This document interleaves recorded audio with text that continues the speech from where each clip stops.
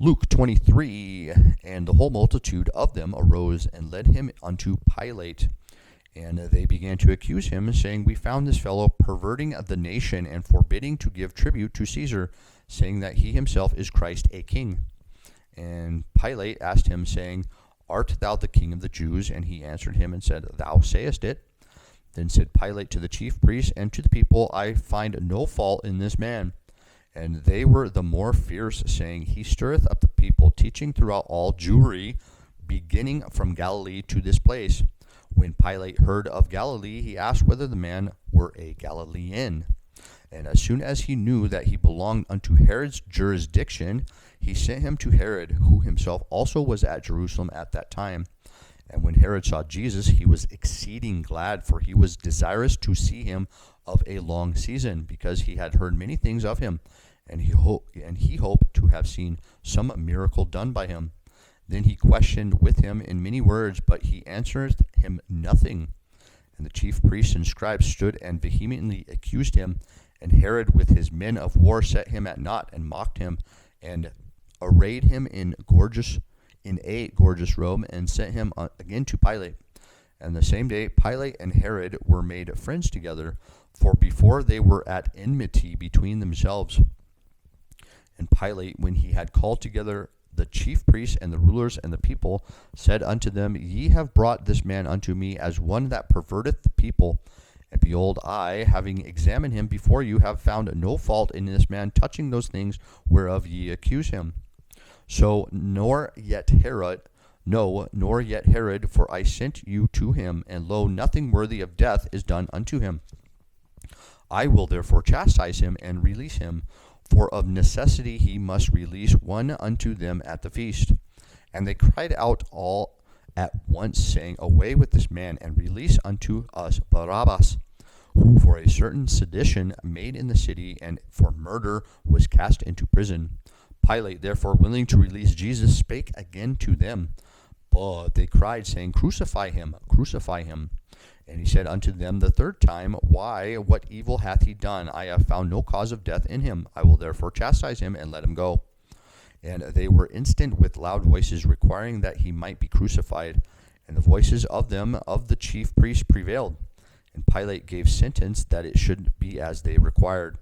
And he released unto them him that for sedition and murder was cast into prison, whom they had desired, but he delivered Jesus to their will.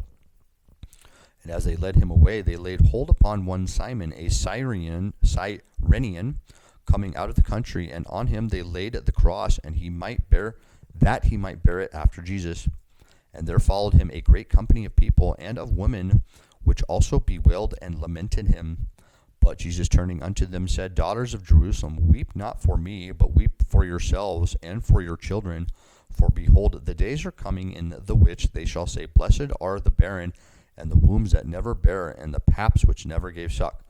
Then shall they begin to say to this mountain, Fall on us, and to the hills, cover us.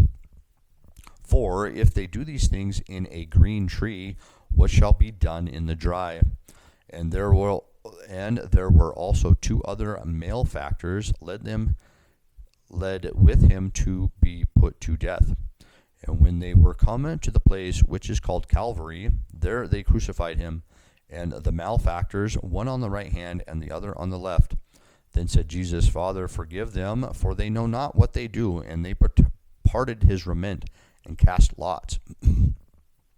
And the people stood beholding, and the rulers also with them derided him, saying, He saved others, let him save himself, if he be Christ, the chosen of God. And the soldiers also mocked him, coming to him and offering him vinegar, and saying, If thou be the king of the Jews, save thyself. And a superscription also was written over him in letters of Greek and Latin and Hebrew, This is the King of the Jews. And one of the malefactors which were hanged railed on him, saying, If thou be Christ, save thyself and us. But the other answering rebuked him, saying, Dost not thou fear God, seeing that thou art in the same condemnation? And we indeed justly, for we receive the due reward of our deeds, but this man hath done nothing amiss. And he said unto Jesus, Lord, remember me when thou comest into thy kingdom. And Jesus said unto him, Verily I say unto thee, today shalt thou be with me in paradisio.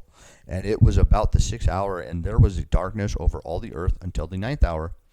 And the sun was darkened, and the veil of the temple was rent in the midst. And when Jesus had cried with a loud voice, he said, Father, unto thy hands I commend my spirit. And having said thus, he gave up the ghost. Now when the centurion saw what was done, he glorified God, saying, Certainly this was a righteous man. And all the people that came together to that sight, beholding the things which were done, smote their breasts and returned. And all his acquaintance and the women that followed him from Galilee stood afar off, beholding these things. And behold, there was a man named Joseph, a counselor, who was a good man and a just. The same had not consented to the counsel and deed of them. He was of Arimathea, a city of the Jews, who also himself waited for the kingdom of God. This man went unto Pilate and begged the body of Jesus. And he took it down and wrapped it in linen and laid it in a sepulchre that was hewn in stone, wherein never man before was laid. And that day was the preparation, and the Sabbath drew on. And the women also, which came with him from Galilee, followed after and beheld the sepulchre, and how his body was laid. And they returned and prepared spices and ointments, and rested the Sabbath day according to the commandment.